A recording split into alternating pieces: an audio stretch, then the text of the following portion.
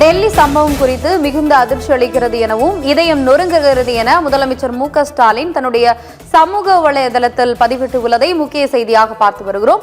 இதுகுறித்து கூடுதல் விவரங்களுடன் இணைகிறார் செய்தியாளர் நந்தினி. வணக்கம் நந்தினி, கூடுதல் தகவல்களை சொல்லுங்க.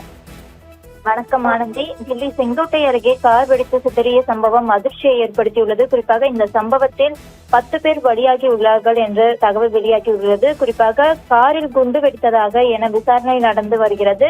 காரில் வெடிப்பு ஏற்பட்டதை தொடர்ந்து 3-4 வாகனங்கள் தீப்பிடித்து எரிந்ததால் பெரும் பதற்றம் நிலவி வருகிறது. தொடர்ந்து டெல்லி தீயணைப்பு துறையினரும்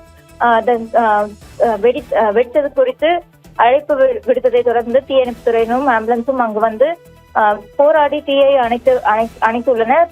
இது தொடர்பாக தமிழக முதலமைச்சர் மு.க.ஸ்டாலின் தற்பொழுது டெல்லியில் ஏற்பட்ட வெடி விபத்தில் பலர் உயிரிழந்த சம்பவம் அதிர்ச்சியை ஏற்படுத்தியுள்ளது என தனது சமூக வலைதள பக்கத்தில் பதிவிட்டுள்ளார். குறிப்பாக இன்று டெல்லியில் ஏற்பட்ட திடீர் வெடி விபத்தில் பலர் உயிரிழந்துள்ளனர், பலர் படுகாயம் அடைந்துள்ளனர்.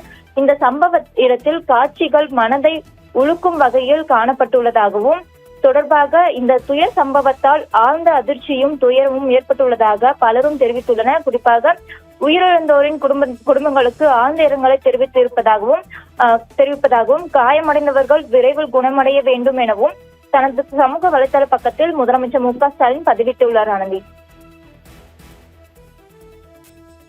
தகவல்களுக்கு நன்றி நந்தினி.